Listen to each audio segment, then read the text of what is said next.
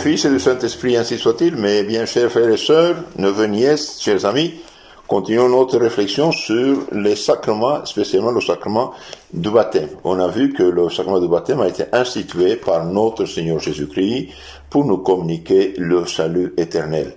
Et nous avons vu dans les causeries antérieures que le baptême est absolument nécessaire au salut, et par conséquent les enfants qui meurent sans baptême n'entreront point au salut. Parce que Jésus dit, celui qui n'est pas de l'eau et de l'esprit n'entre pas dans le royaume des cieux. Pour cette raison, les parents doivent donc faire baptiser leurs enfants aussitôt après leur naissance, parce que les nouveau-nés sont fragiles, sont en danger de mort. Le baptême des enfants a été en usage dans l'Église dès les temps apostoliques, de ce que les Juifs même devaient, d'après la loi, faire circoncire les petits garçons le 8e jour après leur naissance. Et on peut conclure que ce qu'il faut faire pour le sacrement de baptême aussi, le plus tôt possible, dans la semaine, baptiser l'enfant. Saint Alphonse accuse de péché mortel les parents qui, sans motif important, diffèrent le baptême au-delà des 10 jours. Il y a tant de petits-enfants qui meurent en bas âge que Jésus-Christ a pu dire, en toute vérité, laissez venir à moi les petits-enfants, car le royaume des cieux est à eux. Saint Matthieu 10, 14. En cas de nécessité, toute personne peut baptiser n'importe où et sans les cérémonies solennelles, en cas de nécessité. Par exemple, un enfant va mourir dans une heure, il n'y a pas de prêtre, il n'y a pas de diacre, eh bien, il faut le baptiser. L'Église permet à toute personne qui sachant baptiser, le baptise. En cas de nécessité, toute personne peut baptiser n'importe où et sans les cérémonies solennelles. Ce sont ordinairement les sages-femmes qui font l'ondoiement, les femmes qui savent baptiser. Un juif même peut baptiser, et le baptême des hérétiques est valide s'il baptise convenablement, s'il baptise au nom du Père et du Fils et du Saint-Esprit. Les pères et les mères ne doivent baptiser que quand personne d'autre n'est présent. L'ondoiement se fait de la manière suivante. On verse l'eau, si possible, sur la tête, sur le front de l'enfant, ou sur une autre partie du corps, et l'on dit en même temps les paroles prescrites pour Jésus-Christ. Je te baptise au nom du Père et du Fils et du Saint-Esprit. Donc la personne qui baptise, dans ce cas, en émergence, en nécessité, verse 3 fois de l'eau sur le corps de l'enfant, sur la tête de l'enfant, sur le front, de préférence sur le front de l'enfant. Ils doivent toucher la peau de l'enfant, en disant je te baptise au nom du Père, en versant un peu d'eau, et du Fils en versant un peu d'eau, et du Saint-Esprit en versant un peu d'eau. Il n'est pas essentiellement nécessaire de verser l'eau en forme de croix, il faut verser de l'eau de toute façon. Si l'enfant vit assez longtemps, on le transporte à l'église pour suppléer les autres cérémonies.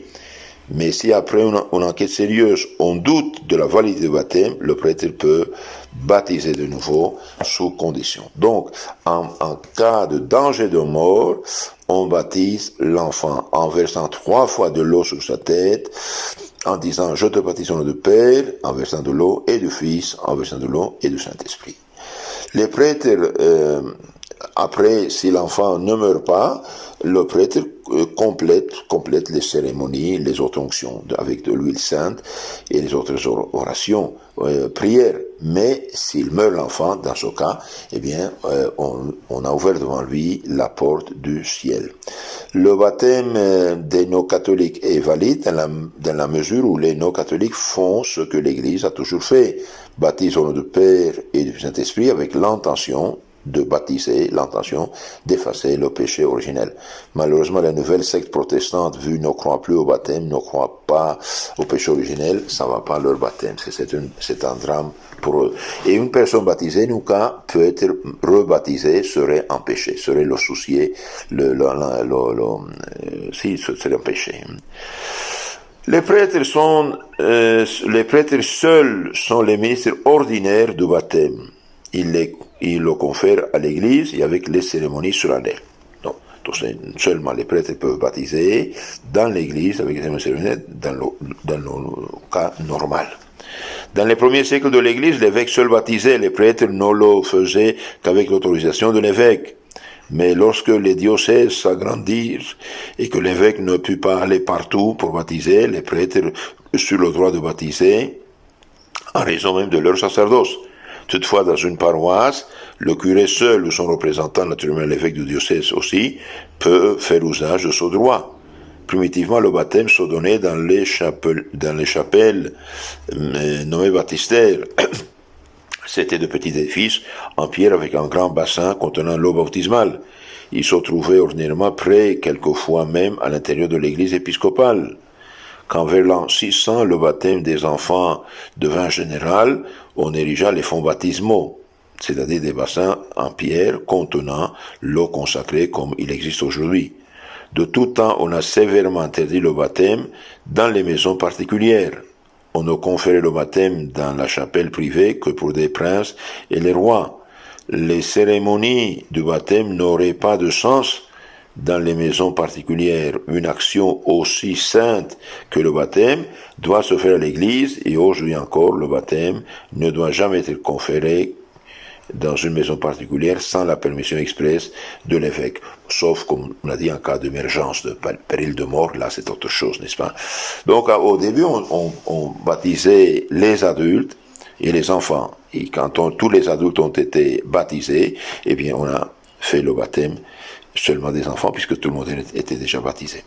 Quand le baptême d'eau est impossible, il peut être suppléé par le baptême de désir. Baptême de désir, ou par le martyre pour Jésus-Christ. Alors ici, c'est un cas particulier. Valentinien II s'était mis en chemin pour aller à Milan recevoir le baptême, mais il fut assassiné en route. Et saint Ambroise dit à cette occasion, son désir du baptême l'a purifié. Tous les patriarches, les prophètes et les saints de l'Ancien Testament avaient le désir du baptême, un baptême de désir, c'est-à-dire un grand amour de Dieu et l'ardent désir de faire tout ce que Dieu ordonnerait, par conséquent, le désir de recevoir le baptême.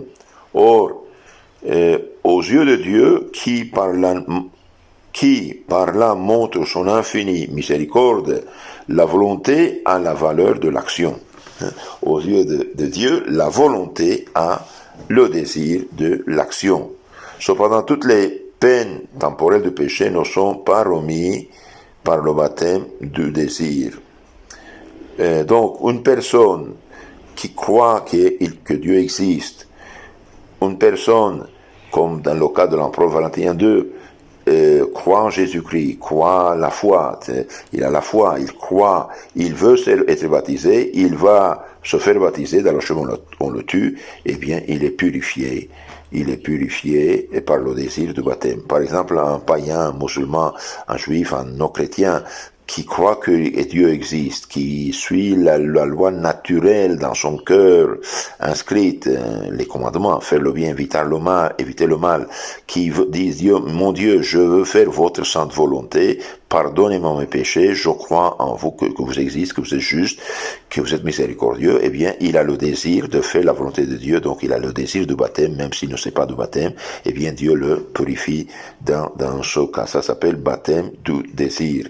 Il y a aussi le baptême du sang. Les martyrs pour Jésus-Christ le martyr pour Jésus-Christ se nomme baptême du sang. C'est celui qui reçut les innocents de Bethléem, que l'Église honore comme des saints et dont elle célèbre la fête 3 jours après Noël.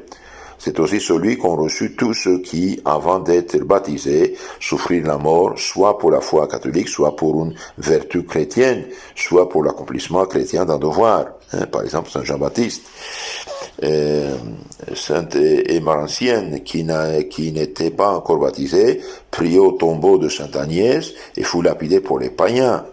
L'Église n'a jamais prié pour les martyrs de Jésus-Christ non baptisés. Et en effet, le divin Sauveur avait dit, celui qui perd la vie à cause de moi la retrouvera. Saint Matthieu 10, 39. Donc celui qui croit en Jésus-Christ, celui qui se prépare au baptême, et on le tue parce qu'il est chrétien, eh bien, il est baptisé dans son sang. Ça s'appelle baptême du sang. Donc, il y a baptême de l'eau et de l'Esprit Saint, baptême sacrement, notre baptême de désir et baptême de sang.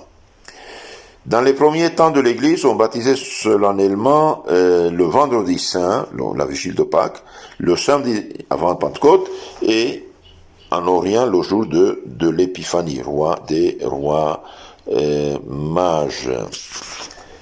Le baptême se conférait pendant la nuit de Pâques ou de Pentecôte. À Pâques parce que le baptême est une résurrection spirituelle Romains 6, 4. Il y a la Pentecôte, parce qu'en ce jour furent baptisés les 3000 premiers convertis, et que par le baptême, on reçoit l'Esprit Saint. On le conférait aussi le jour de l'Épiphanie, parce qu'en ce jour, l'Église célèbre le baptême de Jésus dans le jardin. En dehors de ces jours, on baptisait, dans le Jourdain, j'ai dit, en dehors de ces jours, on baptisait aussi les personnes dangereusement malades, comme aussi ceux qui étaient très versés dans la doctrine du christianisme. C'est en mémoire de cette tradition que le samedi saint et la veille de Pentecôte, on fait encore aujourd'hui la bénédiction des fonds baptismaux et que l'on confère solennellement le baptême dans l'église de Saint-Jean de Latran. Dans quelques pays, par exemple en Bohême ou Saint-Cyr et les méthodes venant d'Orient, ont sans doute baptisé le jour des rois, on fait aussi une bénédiction solennelle des fonds baptismaux la veille de l'Épiphanie. La bénédiction de l'eau baptismale se fait avec beaucoup de solennité que la récitation de belles prières entremêlées de chants.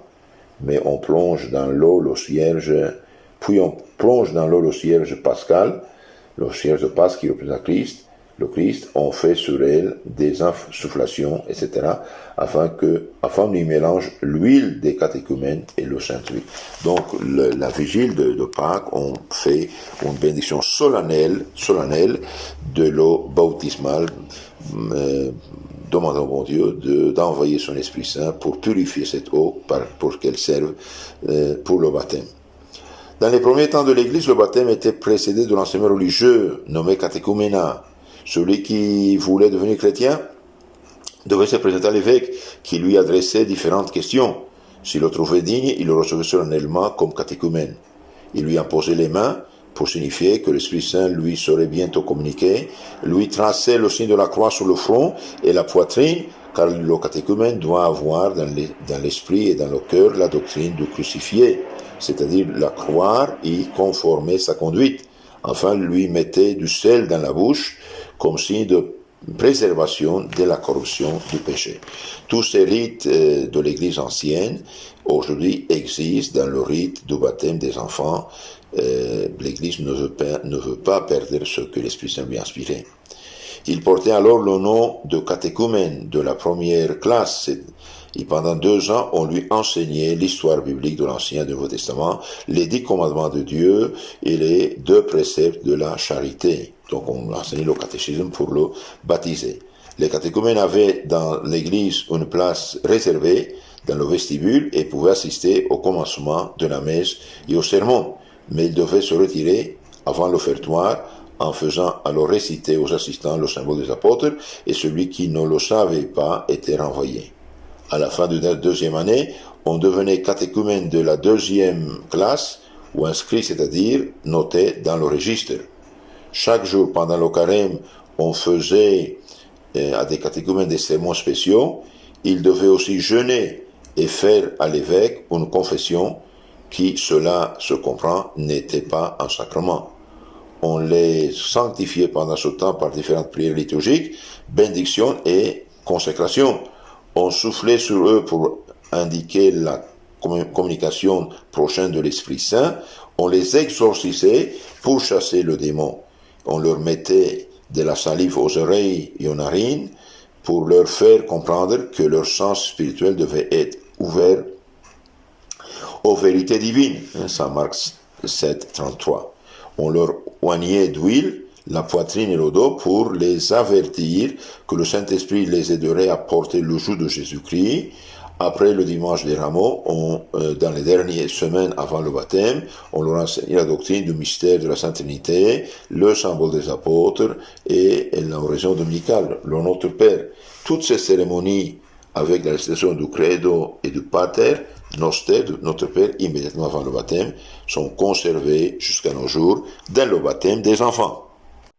Si je veux, dans la causerie prochaine, on va parler encore du baptême et du saint patron et du parrain et marraine.